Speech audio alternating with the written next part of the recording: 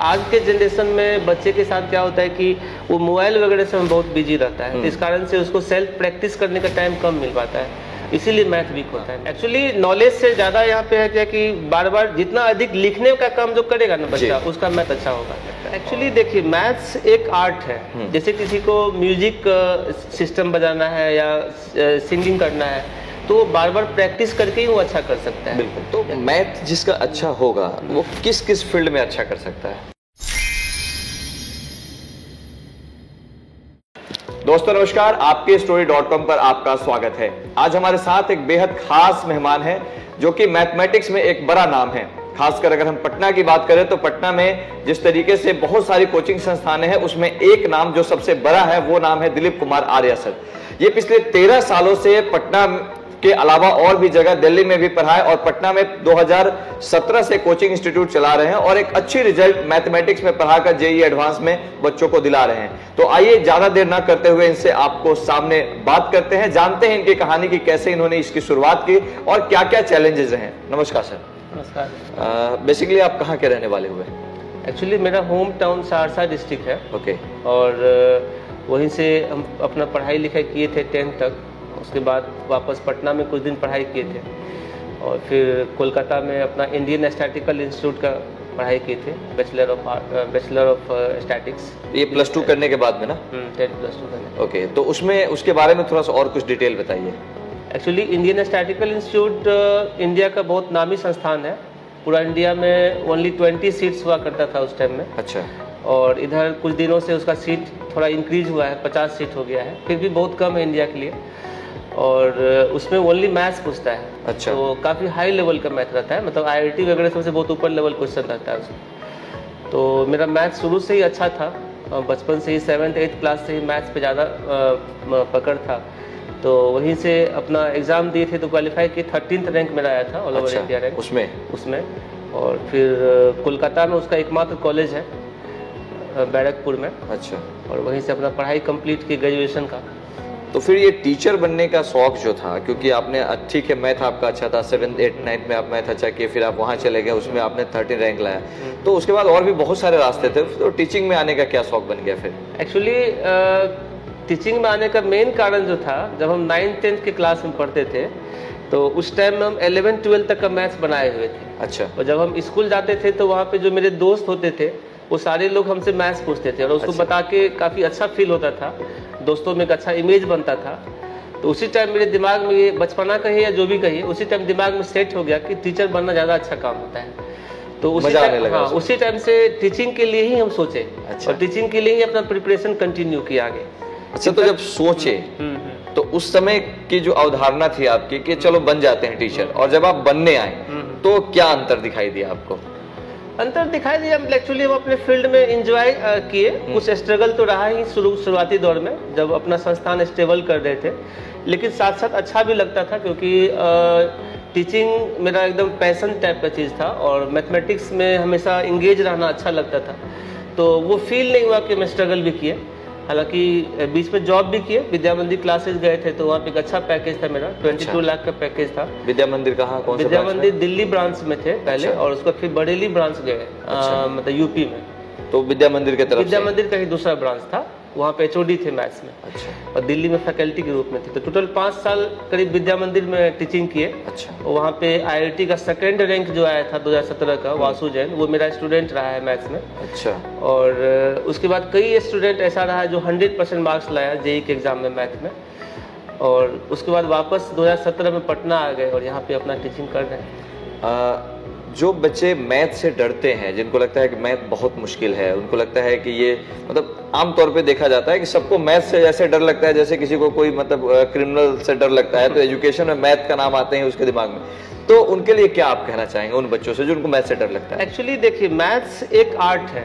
जैसे किसी को म्यूजिक सिस्टम बजाना है या सिंगिंग करना है, तो बार बार प्रैक्टिस करके ही वो अच्छा कर सकता है। बिल्कुल। या क्रिकेट ही खेलना है तो बार बार जब तक प्रैक्टिस नहीं करेगा, एक अच्छा खिलाड़ी भी देखते होंगे आप, वो प्रैक्टिस करते रहता है हमेशा अच्छा खेलने के लिए। तो मैथ जस्ट लाइक आर्ट है, उस पर जो लोग जितना प्रैक्टिस करेगा उतना उसका अच्छा मैथ होगा। मतलब आर्ट का एक सबसे खास बात ये होता है कि वो प्रैक्टिस से ही होता है, और जिस दिन प्रैक्टिस छूटेगा तो वापस वो मतलब कम ही हो जाएगा, उसका नॉलेज कम ही होगा। बिल्कुल। हाँ। एक्चुअली नॉलेज से ज्यादा यहाँ पे है क्या कि बार बार जितना अधिक लिखने का काम जो करेगा ना बच्चा, उसका मैथ अच्छा होगा। और ऑफलाइन क्लास इसमें बहुत सपोर्ट करता है।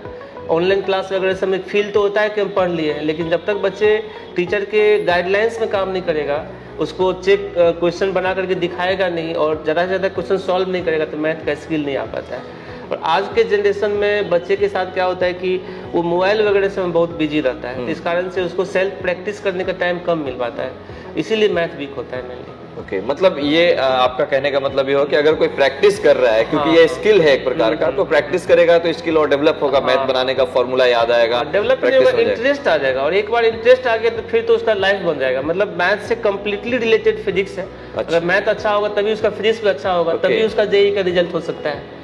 अगर कोई भी बच्चा जेईई करना चाहता है तो बिना मैथ्स का वो जेईई नहीं कर सकता है। तो मैथ जिसका अच्छा होगा वो किस किस फील्ड में अच्छा कर सकता है? देखिए, एक तो जेईई है, ये अभी इंडिया में सबसे अधिक जो है सीट वाला एग्जाम जेईई है, और यहाँ पे कंपटीशन काफ़ी कम है जी, क्योंकि टोटल देखा जाता है तो 8 या 9 लाख बच्चा अपीयर होता है, इसमें करीब करीब 3 लाख बच्चा ही है जो प्रॉपर तैयारी करता है जेईई का। उसमें आप मान लीजिए IIT, NIT और IIIT मिला करके करीब 40 से 50 हज़ार सीट है। तो यानी हर 6 बच्चे या 7 बच्चे में से एक का सीट होता है, सिलेक्शन होता है।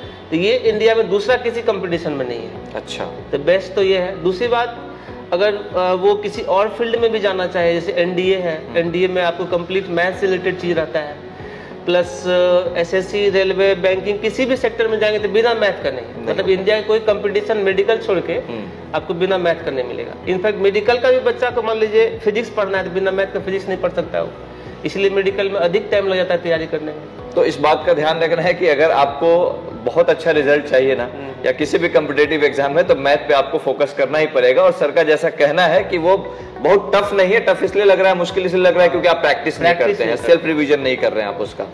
तो जो बच्चे ऐसे आपके यहाँ जो पढ़ने आते हैं तो आमतौर पे क्या कमी देखते हैं, जो आप, क्योंकि इतने सालों से आप पढ़ा रहे हैं, बच्चों को पढ़ा रहे हैं, तो आपके नजरिए से कौन सी ऐसी गलती है जो बच्चों को ज्यादा सुधार करनी चाहिए, उसमें वो ज्यादा काम करना चाहिए, कौन सा मिस्टेक जो आपको नजर आता है? एक्चुअली सबसे पहले तो बच्चों को मतलब अपने करियर के बारे में पहले ड्रीम सेलेक्ट करना चाहिए। मैक्सिमम बच्चे आज के जनरेशन में ड्रीम लेस होता है, मतलब उसके पास कोई सपना ही नहीं है। बस स्टूडेंट आ रहा है तो वो भी साथ में आ गया पढ़ने के लिए, उसको अपना क्या करना है, फ्यूचर में क्या करना है, उसका कोई एम नहीं होता है। तो ये एक इशू होता है मेन। और दूसरा सबसे बड़ा इशू आपको पहले भी बताया था कि मोबाइल है। आज के जनरेशन के बच्चे मोबाइल में अधिक टाइम दे देता है, जिस कारण से प्रैक्टिस नहीं कर पाता है क्वेश्चन का, और वो धीरे धीरे करके वीक हो जाता है। मेन यही रीजन है। तो अभी अगर हम देखें आपकी जो क्लासेस है मैथमेटिक्स बाय दिलीप कुमार आर्या, तो अब तक कितने बच्चों को आप पढ़ा चुके हैं अपने कोचिंग के माध्यम से? हम लोग तो अप्रॉक्स हमको मान लीजिए कि 6 या 700 पर ईयर स्टूडेंट निकलता है, तो करीब करीब 5-6 हज़ार बच्चे तो पढ़े ही होंगे हमसे। कुछ ऐसे बच्चों का नाम लेना चाहेंगे जो आपका फेवरेट रहे और पढ़ने में बहुत अच्छा रहे? बहुत स्टूडेंट है। कल ही एक स्टूडेंट आया था हमसे मिलने के लिए, मेरा फर्स्ट बैच का था वो। अच्छा। अभी NIT पटना से वो PhD कर रहा है और इसका PhD इस बार कंप्लीट होगा। और उसका हम इसलिए एग्जाम्पल देना चाह रहे हैं कि वो एक्चुअली बीमार पड़ गया था बीच में, तो जेईई नहीं कर पाया था। अच्छा। मैथ चूँकि अच्छा था तो वो ग्रेजुएशन किया मैथ से साइंस कॉलेज से, फिर MSc किया और JM निकाल करके वो NIT पटना से PhD कोर्स में ले लिया। और कुछ बच्चे उसी का जो बैचमेट था वो IIT या इंजीनियरिंग करके आया था वापस PhD उसी कोर्स में करने के लिए, और वो काफ़ी अच्छा किया। बाकी कुछ लोग ISI भी किया। अभी रिसेंटली लास्ट ईयर मेरे कई सारे बच्चे IIT और NIT में एडमिशन लिया है। एक अमन कुमार था, प्यार से उसको साइंटिस्ट बोलते थे। अच्छा। वो लास्ट ईयर उसका अच्छा मतलब हो गया था रैंक IIT में और NIT में। NIT IIIT इलाहाबाद में एडमिशन भी वो लेने वाला था, लेकिन वो साइलेंटली ड्रॉप कर लिया फिर से बिना मेरे पूछे। ओके। और वो इस बार 99+ लाया और आके दिखाया। वो उसका ड्रीम था कि IIIT हैदराबाद ही लेना है उसको, तो उसके लिए 99.5 चाहिए।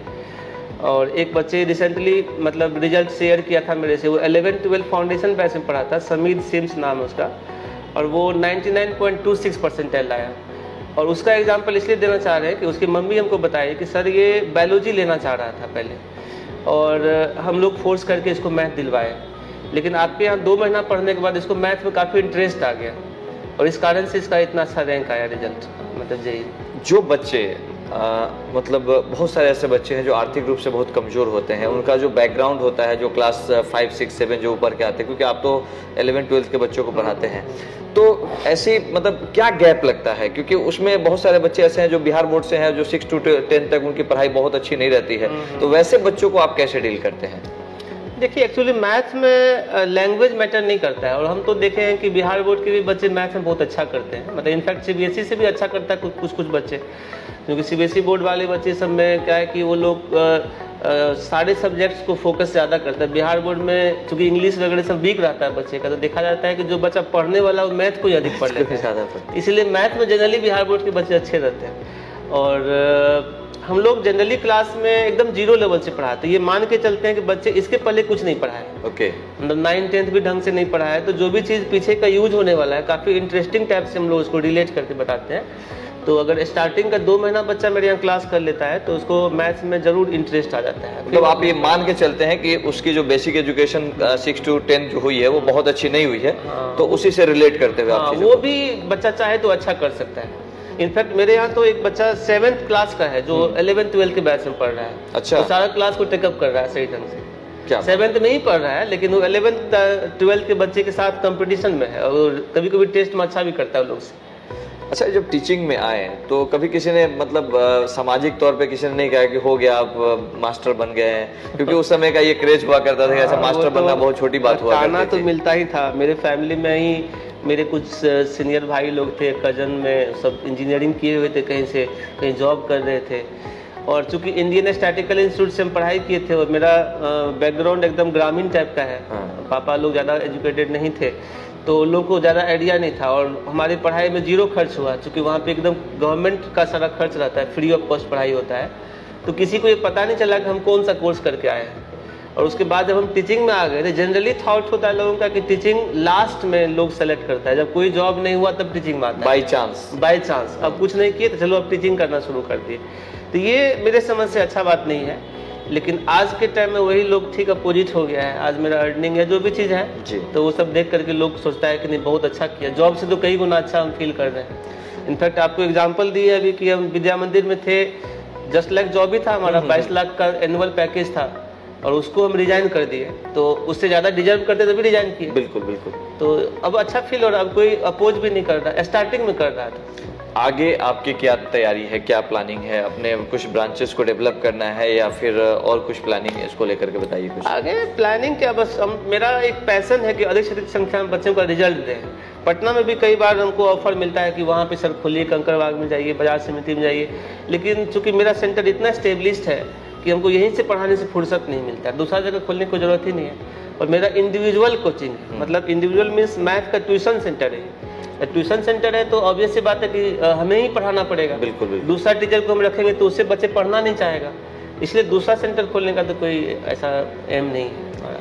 चलिए, बहुत अच्छा लगा आपसे बात करके, और हम उम्मीद करेंगे कि आपसे और बच्चे लाभान्वित हो। एक सवाल और कि क्या ऑनलाइन जो बच्चे तैयारी कर रहे हैं, मैथ की जो प्रैक्टिस कर रहे हैं, तो क्या ऑनलाइन 100% हो सकता है या ऑफलाइन आना ही पड़ेगा?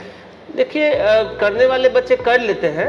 एक्चुअली मैथ्स में क्या होता है कि प्रैक्टिस का ज़्यादा, सबसे पहले ये बताए थे प्रैक्टिस करना पड़ता है। जब तक प्रैक्टिस, अब से मान लीजिए क्रिकेट कोई खेलता है, तो कितना भी बड़ा खिलाड़ी है तो उसका एक कोच होता है, वो कोच के सामने ही प्रैक्टिस करता है और कोच का गाइडलाइंस फॉलो करता है। ये हो सकता है कोच उससे भी कम नॉलेज वाला हो, खिलाड़ी ज़्यादा नॉलेज वाला हो, लेकिन कोच के बिना वो काम प्रैक्टिस नहीं कर सकता है। तो उसी तरह से मैथ्स में जब तक टीचर नहीं रहेगा सामने तो उसका प्रैक्टिस प्रॉपर नहीं हो पाएगा। मतलब ऑफलाइन टीचर का होना बहुत जरूरी है। बहुत सारे ऐसे सवाल सपोर्ट करता है, हम भी अपना ऑनलाइन का क्लास जो है वीडियोज वगैरह सब देते हैं, लेकिन एक हम फ्री ऑफ कॉस्ट भी एक सीरीज लॉन्च करना चाह रहे हैं, इसमें IIT एडवांस के सारे क्वेश्चन का डिस्कशन रहेगा, सारे बच्चों के लिए फ्री ऑफ कॉस्ट रहेगा। यूट्यूब पे हम उसका सीरीज स्टार्ट करेंगे। आने वाले कुछ बच्चों के जो अगर इस वीडियो को देख करके आपके पास आना चाहते हैं, पढ़ना चाहते हैं, तो उनके लिए वैसे बच्चे जो गरीब हैं या फिर सक्षम नहीं है उतना पे करने के लिए, तो क्या उनके लिए कोई तो हम लोग सुविधा हमेशा है? केयर करते हैं। जो बच्चे आर्थिक रूप से सक्षम नहीं है उसको हम लोग हमेशा केयर करते हैं। इनफैक्ट कई सारे बच्चे को तो फ्री ऑफ कॉस्ट भी हम लोग पढ़ाते हैं। ओके। और जितना वो कंफर्टेबल है पेमेंट करने में उतना ही लेके हम लोग पढ़ाते हैं। आपको तो पहली बार ही बोल दिए कि ये मेरा पैशन है और अच्छे बच्चों को पढ़ाना मेरा एक एम है। तो अगर गरीब है और अच्छे बच्चे हैं तो हम जरूर उसको कॉपरेट करेंगे। चलिए, बहुत बहुत धन्यवाद आपका, आपने अपना कीमती समय दिया और हम चाहेंगे कि ये जो आपका सफरनामा है ये और आगे बढ़े, बहुत बड़ा हो और ज्यादा से ज्यादा बच्चों को लाभ मिले। मुझे भी अच्छा लगा आपसे बात करके। तो अगर आपको यह वीडियो पसंद आता है तो आप इसे लाइक करें, कमेंट करें और इसलिए इस वीडियो को शेयर करें ताकि कोई और बच्चा अगर मैथ में कुछ डाउट है उसके पास या उसको कुछ मोटिवेशन मिल सके, तो इसलिए इस वीडियो को जरूर शेयर करें। आप सभी का फिर से राकेश शांडिल की तरफ से बहुत बहुत धन्यवाद। Thank you so much. Thank you.